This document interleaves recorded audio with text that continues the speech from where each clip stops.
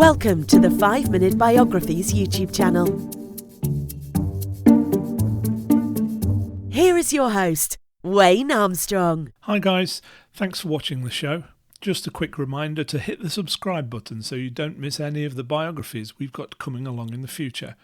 That being said, let's get on with the show and the 5 Minute Biographies presentation of Elvis Presley. Elvis Aaron Presley was born on the 8th of January 1935 in Tupelo, Mississippi, in a shotgun house built by his father, Vernon. He had a twin brother called Jesse who was 35 minutes older than he, but unfortunately was stillborn.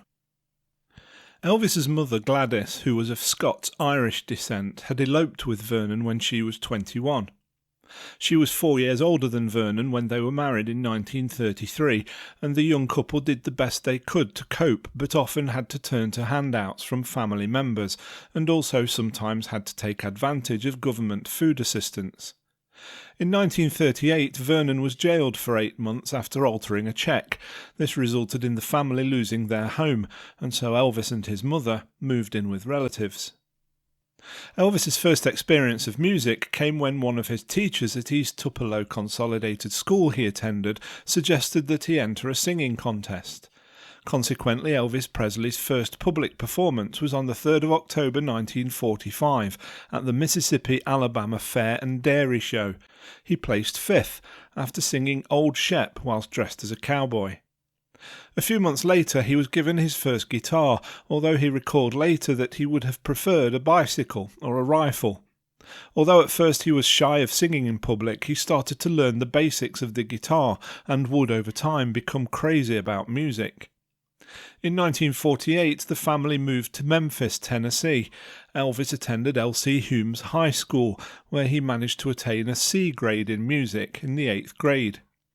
By the time he graduated, though, in June 1953, Elvis had already decided that he wanted a career in music.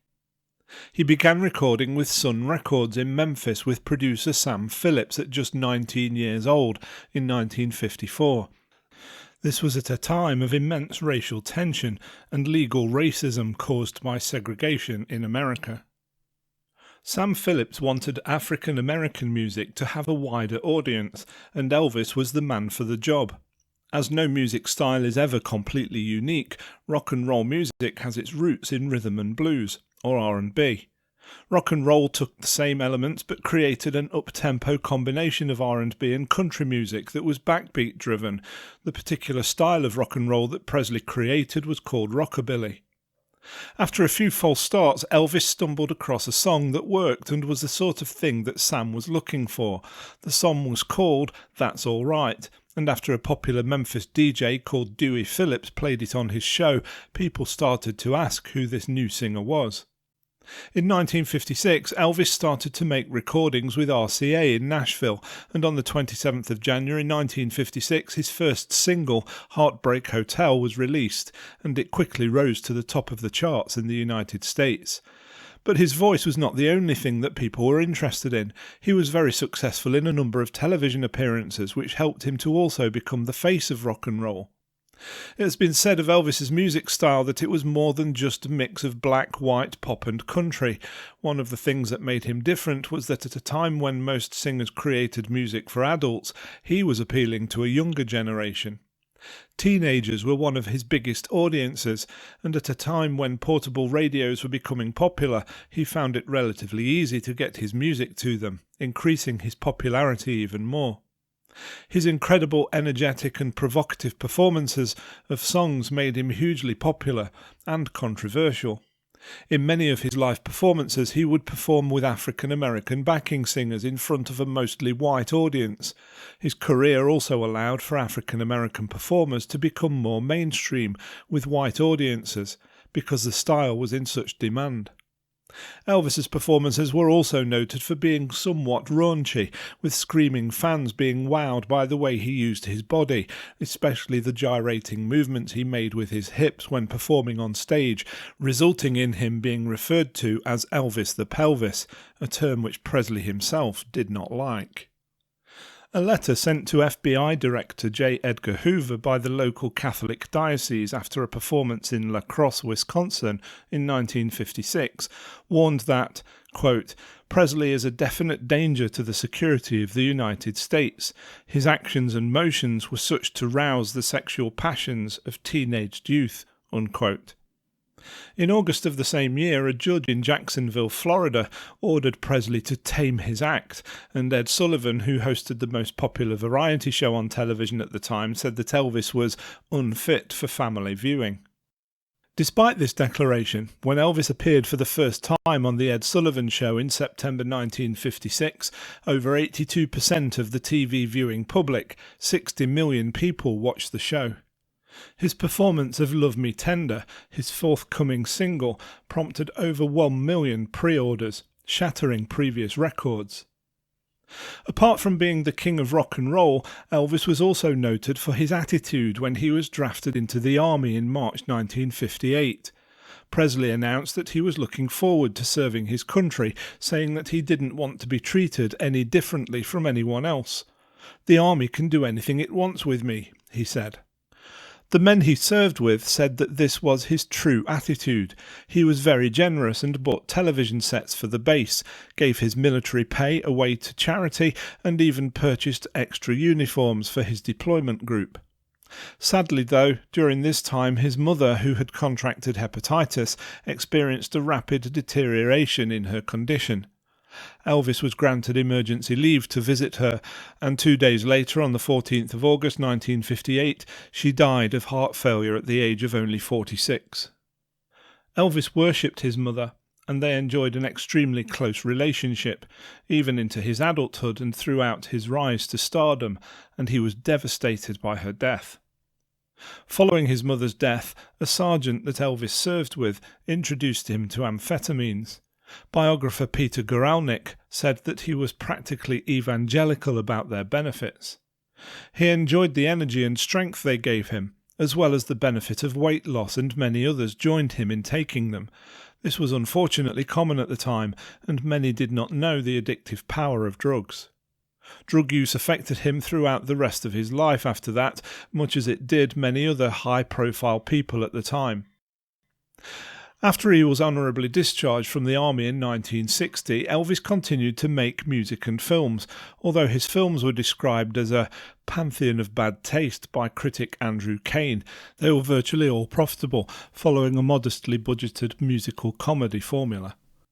His film career at one point had him making 3 films in 1 year due to the heavy schedule put together by Tom Parker, Elvis's manager.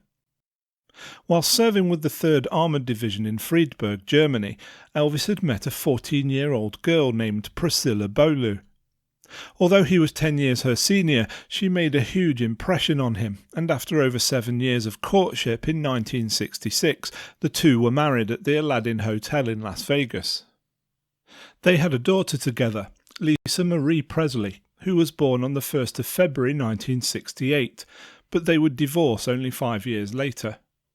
According to some, the failure of his marriage was a blow from which Elvis would never recover. By this time, Elvis was in extremely bad health.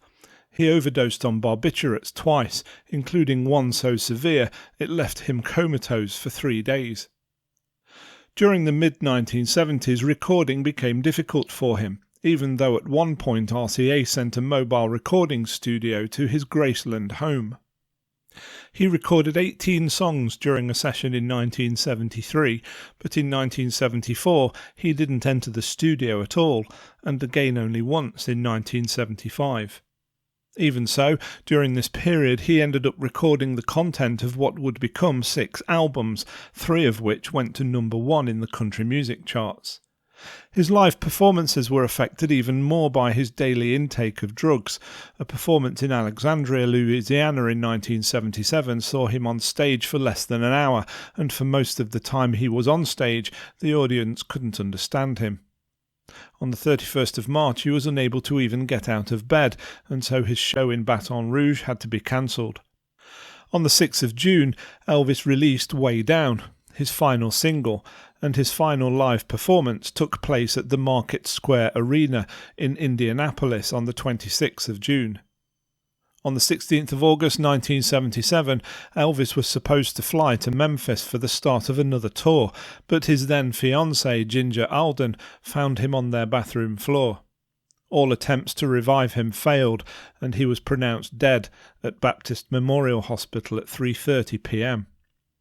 The funeral was conducted at Graceland on the 18th of August, and tens of thousands of people lined the processional route to the cemetery where he was laid to rest at the side of his mother.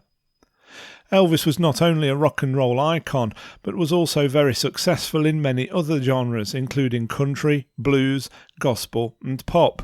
He remains the best-selling solo artist in the history of recorded music. In 2010, he achieved his highest annual income since his death, $60 million, and in 2017 he still managed to bring in $35 million. John Lennon once said of him, "Before Elvis, there was nothing." He's been inducted into 5 different music halls of fame, and in 2018 was posthumously awarded the Presidential Medal of Freedom by President Donald Trump.